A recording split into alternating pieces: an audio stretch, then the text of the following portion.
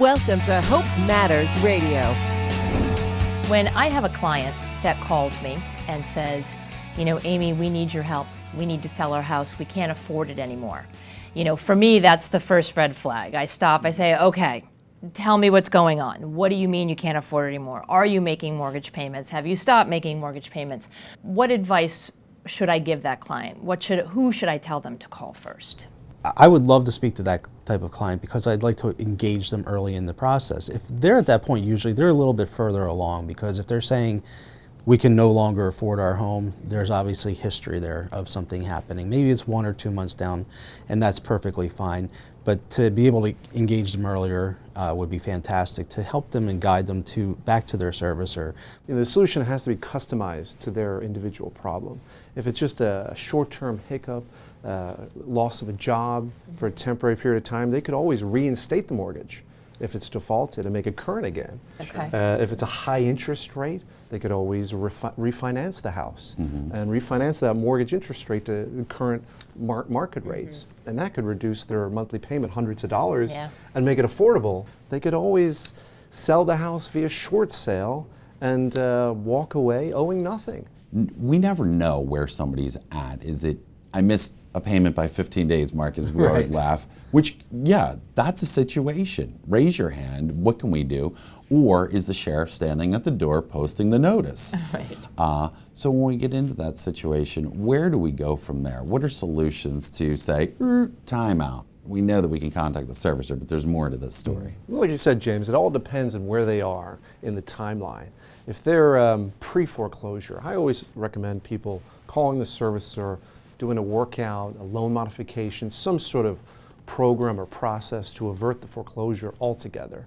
If the foreclosure complaint's already been filed, then they need to act immediately to stop that. They have the choice of fighting it in state court by answering the complaint, filing preliminary objections, trying to derail the foreclosure process. Okay. If that's not successful, they can file a Chapter 13 bankruptcy. And the reason they must do that is their home is their most valuable asset. And if they do nothing, they lose everything. If they fight it, they can actually sell the home and realize a profit. Engage a real estate agent, sell that home. If nothing else, if the bank refuses to work with them, they should always think about a defensive Chapter 13 bankruptcy proceeding. The downside is the trustee will ask for 10% for the unsecured creditors, so they will lose a little to the trustee. But again, they're going to be selling that house at market rate, so they're going to realize a substantial profit. So again, the worst thing to do is to do nothing. And if you're late in the game, always think about a defensive Chapter 13 bankruptcy. You could, let's say, sell that house for $500,000. If your mortgage is $300,000, that's $200,000 profit. Sure, the trustee will take 10% of that, but you get to keep the rest. And if you contrast that to a foreclosure, where the house is sold at a sheriff's sale, it's very common for the sale price to be less than the first mortgage. You'll get nothing. There's Chapter 13 and there's Chapter 7. What does it mean to file Chapter 13 versus Chapter 7? The law basically separates consumer bankruptcy into a Chapter 13 or a Chapter 7. Chapter 13 is generally for people that make over the Pennsylvania median income. For instance, if you make over $47,000 in Pennsylvania, you must file a Chapter 13 as opposed to a Chapter 7. So there's an income guideline that guides us here. There's lots of exceptions to the rule. For instance, I've filed a Chapter 7 for someone that makes $75,000 a year, because you can use your secured assets as deductions on what we call the means test. And the means test is the test we use to find out if a person's eligible for a Chapter 7 or a Chapter 13. But generally speaking, a person with assets, a family home, a car, a second property, a vacation home, they'll generally file a Chapter 13 because that lets them keep all their property. And all they have to do is pay the arrears, the late payments on the mortgage or the late payments on the investment home or the car in a repayment plan. Okay. And the law gives them up to 5 years to do that. Okay. They keep their assets, they pay what they can afford to pay.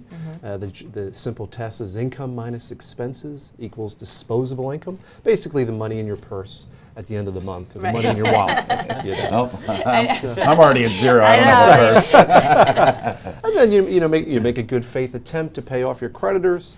The law says you get 60 months to do that, and then whatever is remaining is erased. It's gone. And contrast that with a Chapter 7, it's usually a person typically without assets, perhaps a renter with a lot of student loans and credit card debt. They are allowed to get a fresh start by eliminating all their unsecured debt. It only takes roughly 3 to 4 months, and at the end of the case, all their debt's gone. They get to keep all their personal property, but all their unsecured debt is erased. So I like to say Chapter 7 is to erase your unsecured debt, and Chapter 13 is the strategy to keep your property or defensively sell your property and make money off of it. It's imperative that we understand that these are tools. We have to use them correctly. And there's ramifications too. Yes. We're talking about erasing debt and moving forward with a clean start, but there's a price to pay for erasing that debt. For Chapter 13, it's on your credit report for 7 years. For Chapter 7, it's on your credit report for 10 years. Is the cost, the negative remarks on your credit report, worth the benefit of erasing all your debt?